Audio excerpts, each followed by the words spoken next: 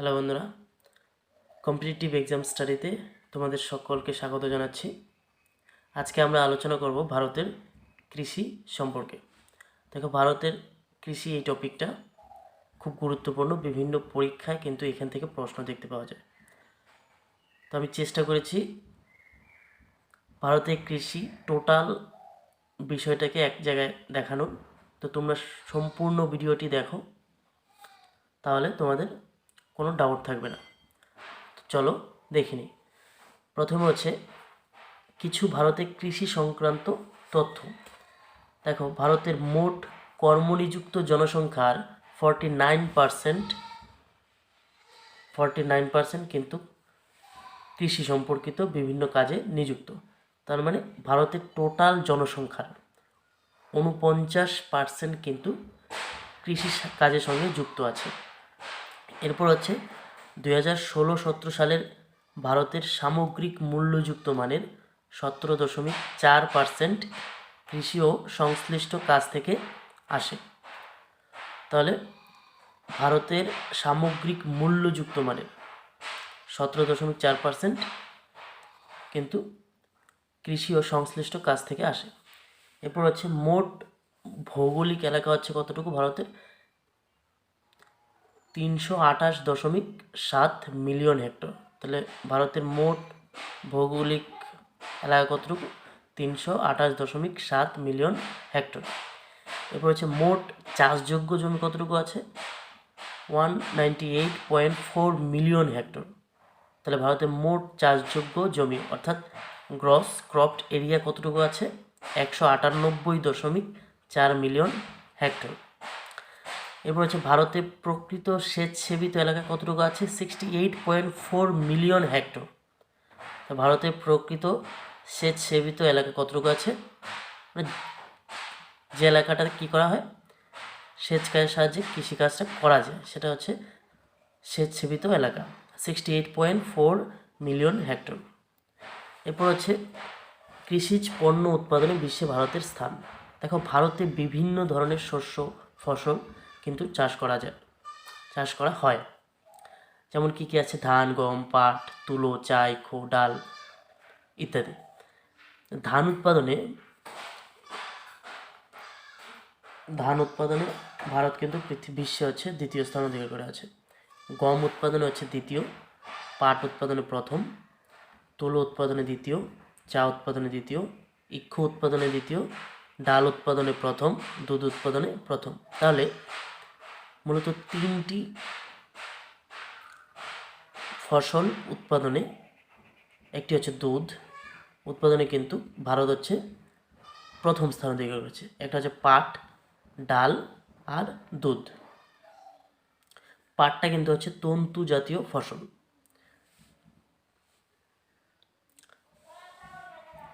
এরপর আছে কয়েকটি উচ্চ ফলনশীল বীজ।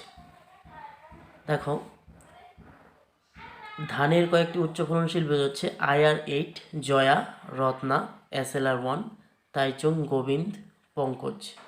তাহলে ধানের কয়েকটি উচ্চ ফলনশীল বীজের নাম কি? IR-8, Jaya, Ratna, SLR-1, Taichung, Gobinda আর পঙ্কজ। এরপর হচ্ছে গমের কয়েকটি উচ্চ ফলনশীল বীজ কী কী হবে? সোনালিকা, কল্যাণ সোনা, উচ্চলোম, হীরা, মতি ইত্যাদি। এবং পাটের কী কী হবে? সবুজ সোনা, চৈতালি, বাসুদেব, বৈশালী ইত্যাদি। তুলোর কী কী? Sujata, MCU5, MCU4। তাহলে সোনালিকা, কল্যাণ সোনা, উচ্চলোম, হীরা, মতি এগুলো হচ্ছে গমের উচ্চ ফলনশীল বীজ। এবং সবুজ সোনা, চৈতালি, বাসুদেব, বৈশাখী এগুলো কি? পাটের উচ্চ ফলনশীল বীজ। ও তুলোর উচ্চ ফলনশীল বীজগুলো কী কী? সুজাতা, MCU5, MCU4 ইত্যাদি। এরপর হচ্ছে শস্যের প্রকারভেদ। দেখো, ভারতে বিভিন্ন প্রকারের শস্য চাষ করা হয়ে থাকে। প্রথমে আমরা দেখে নেব খারিফ শস্য। দেখো, খারিফ শস্য ভারতে বর্ষার প্রত্যাবর্তনের পূর্বে মে-জুলাই মাসে বীজ রোপণ করা হয় এবং বর্ষার পরে নভেম্বর-ডিসেম্বর মাসে কিন্তু ফসল কাটা হয়। তাহলে খারিফ শস্য কী করা হয়? মে-জুলাই মাসে বীজ বপন করা হয় এবং নভেম্বর আর ডিসেম্বর মাসে কিন্তু ফসল কাটা হয়। তাহলে বর্ষার প্রত্যাবর্তনের পূর্বে মে জুলাই মাসে বীজ বপন করা হয় এবং নভেম্বর ডিসেম্বর মাসে ফসল কাটা হয়। অর্থাৎ যে শস্য বর্ষাকালে চাষ করা হয় সেটাকে আমরা খারিফ শস্য বলবো। উদাহরণ কী কী আছে দেখো, আমন ধান, মিলেট এবং কার্পাস, এগুলো হচ্ছে খারিফ শস্য। দেখো উদাহরণগুলো হচ্ছে খুব ইম্পর্টেন্ট, এগুলো দিয়ে কিন্তু প্রশ্ন দেখতে পাওয়া যায়। এরপর হচ্ছে রবি শস্য।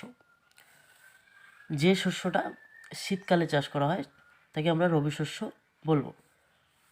রবি শস্যে বীজ বপন করা হয় শীতকালের শুরুতে, অর্থাৎ অক্টোবর আর নভেম্বর মাসে, এবং ফসল কাটা হয় গ্রীষ্মকালের আগে, ফেব্রুয়ারি মার্চ মাসে কিন্তু ফসল কাটা হয়।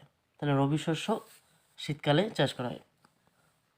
কী কী উদাহরণ আছে, গম, বার্লি, বোরো ধান, বিভিন্ন প্রকার তৈলবীজ যেমন সর্ষে। এরপর হচ্ছে জায়িদ শস্য। দেখো জায়িদ দুই প্রকার হয়, এটা জায়িদ খারিফ শস্য, জায়িদ রবি শস্য। জায়িদ খারিফ শস্যটা হচ্ছে বীজ রোপণ করা হয় ফেব্রুয়ারি এপ্রিল মাসে এবং ফসল কাটা হয় জুন জুলাই মাসে। তাহলে জায়িদ খারিফ শস্যটা ফেব্রুয়ারি এপ্রিল মাসে বীজ রোপণ করা হয় এবং ফসল কাটা হয় জুন জুলাই মাসে। যেমন আউশ ধান হচ্ছে জায়িদ খারিফ শস্য কিন্তু। এবার জায়িদ রবি শস্য কোনগুলা, তৈলবীজ, ডাল, এগুলো হচ্ছে জায়িদ রবি শস্য, যেটি শীতকালে চাষ করা হয়। বীজ রোপণ করা হয় সেপ্টেম্বর অক্টোবর মাসে এবং ফসল কাটা হয় অক্টোবর নভেম্বর মাসে। খারিফ শস্য চাষের পরে এবং রবি শস্য চাষের আগে এই মধ্যবর্তী সময়ে এই ধরনের শস্য চাষ করা হয় বলে এর অপর নাম শর্ট টার্ম ক্রপ।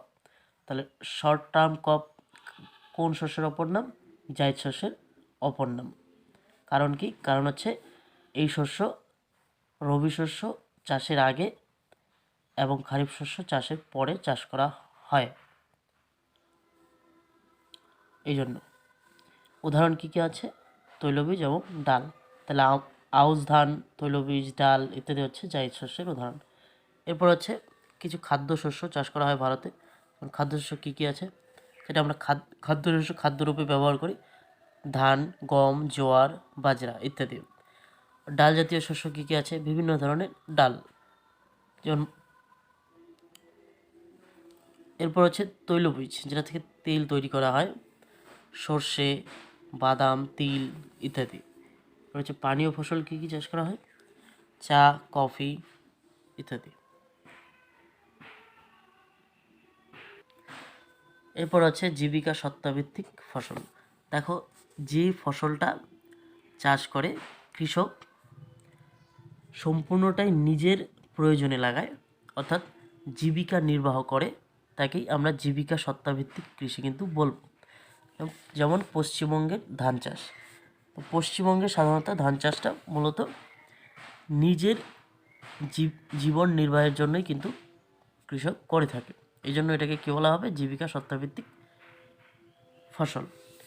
এরপর হচ্ছে বাণিজ্যিক ফসল কী কী রয়েছে, বাণিজ্যিক ফসলটা শুধু মূলত বাজারে বিক্রি করার উদ্দেশ্যে চাষ করা হয়ে থাকে, যেমন তুলো, ইক্ষু ইত্যাদি। এরপর হচ্ছে বাগিচা কৃষি কোনটা, যেটা রপ্তানির উদ্দেশ্যে করা হয়ে থাকে, যেমন চা, কফি, রবার, পোস্ত, তামাক ইত্যাদি। এরপর হচ্ছে তন্তু শস্য। তন্তু শস্য যেগুলো আঁশ ও তন্তু সংগ্রহ করা হয় যার থেকে, সেগুলো হচ্ছে তন্তু শস্য, যেমন পাট, তুলো ইত্যাদি। এরপর আমরা দেখে নেব বিভিন্ন শস্য চাষের অনুকূল ভৌগোলিক পরিবেশ।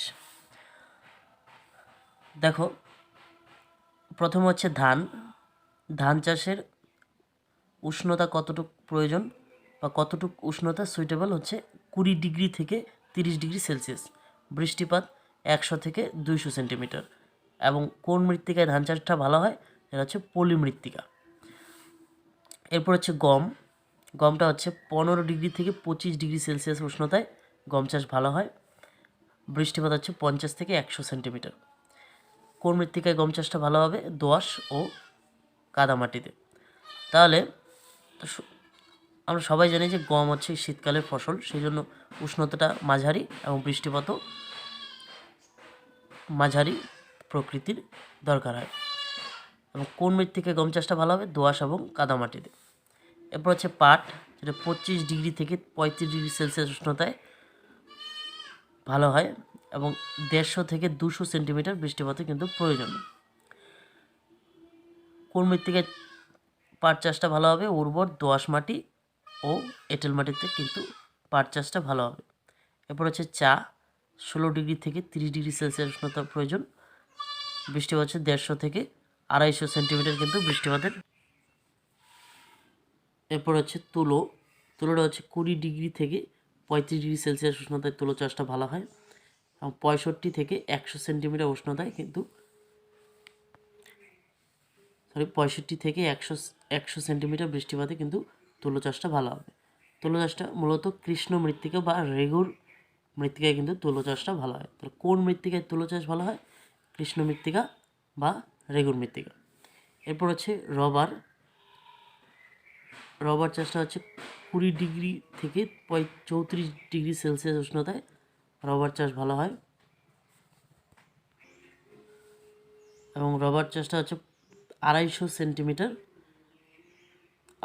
সেন্টিমিটার অধিক বৃষ্টিপাতে কিন্তু রবার চাষটা ভালো হয়। কোন মাটিতে রবার চাষ ভালো হয়? দোআঁশ মাটিতে। এরপর হচ্ছে তামাক চাষটা কিন্তু 15 ডিগ্রি থেকে 25 ডিগ্রি সেলসিয়াস উষ্ণতায় তামাক চাষ ভালো হয় এবং 50 সেন্টিমিটার অধিক বৃষ্টিপাতযুক্ত এলাকায় কিন্তু তামাক চাষটা ভালো হয়। কোন মৃত্তিকায় তামাক চাষ ভালো হবে? দোআঁশ মৃত্তিকা এবং কৃষ্ণ মৃত্তিকায়। তাহলে দোআঁশ মৃত্তিকা এবং কৃষ্ণ মৃত্তিকায় কিন্তু তামাক চাষটা ভালো হবে। এরপর হচ্ছে কফি একটা পানীয় ফসল। 20 ডিগ্রি থেকে 30 ডিগ্রি সেলসিয়াস উষ্ণতায় কিন্তু কফি চাষটা করা হয়। 150 থেকে 250 সেন্টিমিটার বৃষ্টিপাতের প্রয়োজন। লাভা মৃত্তিকা ও লাল দোআঁশ মাটিতে কিন্তু কফি চাষটা ভালো হয়। এরপর হচ্ছে ইক্ষু, 20 ডিগ্রি থেকে 25 ডিগ্রি সেলসিয়াস উষ্ণতায় কিন্তু ইক্ষু চাষটা ভালো হয় এবং 75 থেকে 100 সেন্টিমিটার বৃষ্টিপাতে ইক্ষু চাষটা করা হয়। এবং চুনযুক্ত দোআঁশ মাটি এবং কৃষ্ণ মৃত্তিকায় কিন্তু ইক্ষু চাষটা ভালো হয়। তাহলে কোন মাটিতে ধান চাষ ভালো হয়? পলি মৃত্তিকায় ধান চাষটা ভালো হয়। কোন মৃত্তিকায় তুলো চাষ ভালো হয়? কৃষ্ণ মৃত্তিকা বা রেগুর মৃত্তিকায় তুলো চাষটা ভালো হয়। এরপর আমরা দেখব কৃষিজ পণ্যের উৎপাদনে ভারতের রাজ্যগুলির স্থান। প্রথম হচ্ছে ধান চাষে পশ্চিমবঙ্গ কিন্তু প্রথম স্থান অধিকার করে আছে এবং উত্তরপ্রদেশ দ্বিতীয় স্থান অধিকার করে আছে। চা উৎপাদনে অসম প্রথম স্থান অধিকার করে আছে এবং পশ্চিমবঙ্গ দ্বিতীয় স্থান অধিকার করে আছে। কফি উৎপাদনে কর্ণাটক প্রথম, কেরল হচ্ছে দ্বিতীয়। পাট উৎপাদনে পশ্চিমবঙ্গ প্রথম, বিহার হচ্ছে দ্বিতীয়। গম উৎপাদনে উত্তরপ্রদেশ প্রথম, মধ্যপ্রদেশ দ্বিতীয়। ইক্ষু উৎপাদনে উত্তরপ্রদেশ প্রথম, মহারাষ্ট্র দ্বিতীয়। কার্পাস উৎপাদনে গুজরাট প্রথম, মহারাষ্ট্র দ্বিতীয়। জোয়ার উৎপাদনে মহারাষ্ট্র প্রথম, কর্ণাটক দ্বিতীয়। বাজরা উৎপাদনে রাজস্থান প্রথম, উত্তরপ্রদেশ দ্বিতীয়। তাহলে বাজরা উৎপাদনে রাজস্থান কিন্তু প্রথম স্থান অধিকার করে আছে। পাট উৎপাদনে পশ্চিমবঙ্গ প্রথম স্থান অধিকার করে আছে। ধান উৎপাদনে পশ্চিমবঙ্গ প্রথম স্থান অধিকার করে আছে। চা উৎপাদনে অসম প্রথম স্থান অধিকার করে আছে। কফি উৎপাদনে কর্ণাটক প্রথম স্থান অধিকার করে আছে। এরপর আমরা দেখে নেব ভারতের বিভিন্ন কৃষি গবেষণাগারগুলি কোথায় অবস্থিত। প্রথমে হচ্ছে Indian council of agricultural research ICAR কোথায় অবস্থিত? নিউ দিল্লিতে। তাহলে ICAR কোথায় অবস্থিত? নিউ দিল্লিতে। এর পুরো নাম হচ্ছে Indian council of agricultural research. এরপর হচ্ছে ইন্ডিয়ান এগ্রিকালচারাল রিসার্চ ইনস্টিটিউট কোথায় অবস্থিত? পুসাতে, যেটা দিল্লিতে অবস্থিত। তাহলে IARI কোথায় অবস্থিত? পুসাতে। এর পুরো নাম হচ্ছে ইন্ডিয়ান এগ্রিকালচারাল রিসার্চ ইনস্টিটিউট। এরপর হচ্ছে ন্যাশনাল ডেয়ারি রিসার্চ ইনস্টিটিউট কোথায় অবস্থিত? কর্নালি, হরিয়ানায়, যেটি হরিয়ানায় অবস্থিত। এনডিআরআই, তাহলে এনডিআরআই এর পুরো নাম কি? National dairy research institute. কোথায় অবস্থিত? কর্নালে অবস্থিত, হরিয়ানায়। এরপর হচ্ছে সেন্ট্রাল কফি রিসার্চ ইনস্টিটিউট কোথায় অবস্থিত? চিকমাগালুরে অবস্থিত, যেটি কর্ণাটকে অবস্থিত। চিকমাগালুরটা কোথায় অবস্থিত? কর্ণাটকে। তাহলে সিসিআরআই এর পুরো নাম কি? Central coffee research institute. এরপর হচ্ছে টি রিসার্চ অ্যাসোসিয়েশন কোথায় অবস্থিত? আসামের জোরহাটে। তাহলে আসামের জোরহাটে টি রিসার্চ অ্যাসোসিয়েশনটা অবস্থিত, টিআরএ অবস্থিত। এরপর হচ্ছে ইন্ডিয়ান রবার রিসার্চ ইনস্টিটিউট কোথায় অবস্থিত? কোট্টায়ামে অবস্থিত, যেটি কেরালেতে আছে। কেরল রাজ্যে কোট্টায়ামটি অবস্থিত। এতে ইন্ডিয়ান রবার রিসার্চ ইনস্টিটিউট অবস্থিত, IRRI। এরপর হচ্ছে সেন্ট্রাল রাইস রিসার্চ ইনস্টিটিউট কোথায় অবস্থিত? কটকে অবস্থিত, উড়িষ্যার কটকে। তাহলে সিআরআরআই এর পুরো নাম কি? সেন্ট্রাল রাইস রিসার্চ ইনস্টিটিউট, ধান গবেষণাগার। এরপর হচ্ছে central arid zone research institute কোথায় অবস্থিত? যোধপুরে অবস্থিত, রাজস্থানের যোধপুর। তাহলে CAZRI এর পুরো নাম কি? Central arid zone research institute. এরপর আমরা দেখে নেব বিভিন্ন কৃষি পদ্ধতি সম্পর্কিত টার্মিনোলজি। প্রথম হচ্ছে ফ্লোরিকালচার। ফ্লোরিকালচার কাকে বলে? বাণিজ্য নির্ভর ফুলের চাষকে ফ্লোরিকালচার বলে। তাহলে ফুলের চাষকে কি বলা হয়? ফ্লোরিকালচার। এরপর হচ্ছে হর্টিকালচার কাকে বলে? আধুনিক পদ্ধতিতে বৃহদায়তনের ফুল, ফল ও সবজির চাষকে বলা হয় হর্টিকালচার।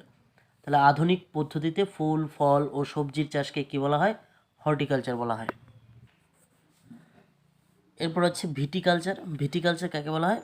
আঙুরের চাষকে ভিটিকালচার বলা হয়। এরপর হচ্ছে মার্কেট গার্ডেনিং। শ্রম ও মূলধন নির্ভর ফুল, ফল, শাকসবজি চাষকে বলে মার্কেট গার্ডেনিং। তাহলে মার্কেট গার্ডেনিং কাকে বলে? শ্রম ও মূলধন নির্ভর ফুল, ফল ও শাকসবজি চাষকে বলে মার্কেট গার্ডেনিং। এরপর হচ্ছে মনোকালচার। কোনো একটি একক উদ্ভিদ প্রজাতির অধিক মাত্রায় চাষকে বলা হয় মনোকালচার। এরপর হচ্ছে মিক্সড ফার্মিং, যেটা মিশ্র কৃষি। একসঙ্গে শস্য উৎপাদন ও পশুপালনকে বলা হয় মিক্সড ফার্মিং। তাহলে একসঙ্গে শস্য উৎপাদন ও পশুপালন করলে কি বলা হবে? মিক্সড ফার্মিং, মিশ্র কৃষি। এরপর হচ্ছে ডেয়ারি ফার্মিং কাকে বলা হবে? দুধ ও দুগ্ধজাত দ্রব্যাদি উৎপাদনের জন্য পশুপালনকে বলা হয় ডেয়ারি ফার্মিং। এরপর হচ্ছে সেরিকালচার, যেটা হচ্ছে রেশম উৎপাদন ও চাষকে বলা হবে সেরিকালচার। তাহলে রেশম উৎপাদন ও চাষকে কী বলা হবে? সেরিকালচার। এরপর হচ্ছে সিলভিকালচার। ব্যাপকভাবে বৃক্ষরোপণ করা হলে সেটাকে আমরা সিলভিকালচার বলবো। এরপর হচ্ছে ট্রাক ফার্মিং। কৃষিক্ষেত্র থেকে শাকসবজি ট্রাকে করে শহরে নিয়ে আসা হয়, তাই একে ট্রাক ফার্মিং বলা হয়।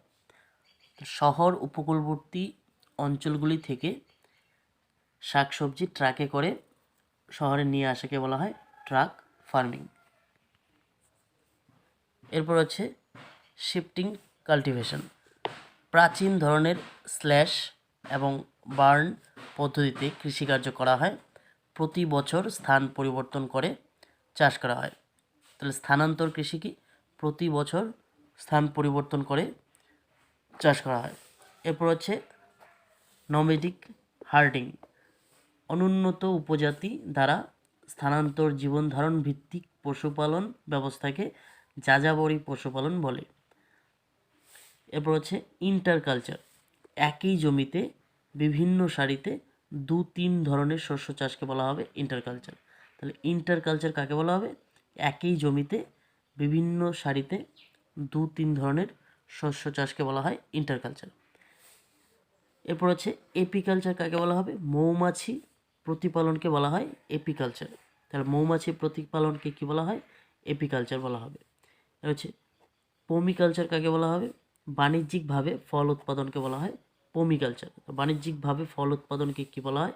পমিকালচার। এরপর হচ্ছে পিসিকালচার কাকে বলে? মৎস্য উৎপাদনকে বলা হয় পিসিকালচার।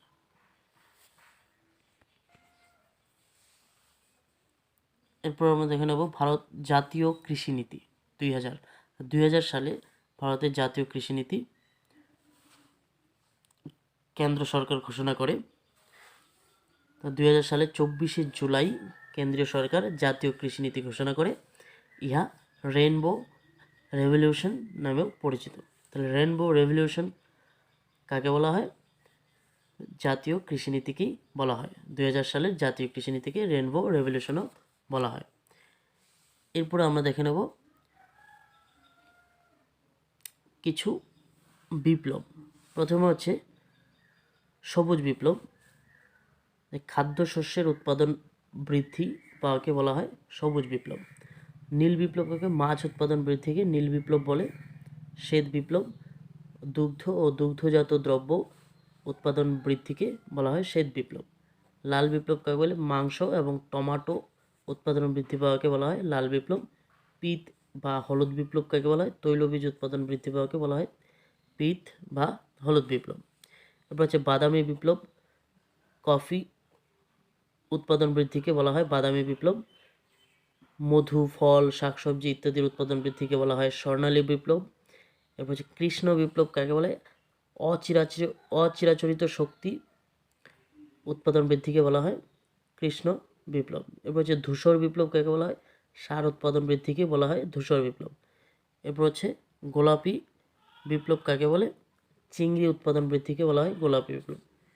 এরপর হচ্ছে রজত বিপ্লব, যে ডিম উৎপাদন বৃদ্ধিকে বলা হয় রজত বিপ্লব, এবং আলো উৎপাদন বৃদ্ধিকে বলা হয় গোল বিপ্লব।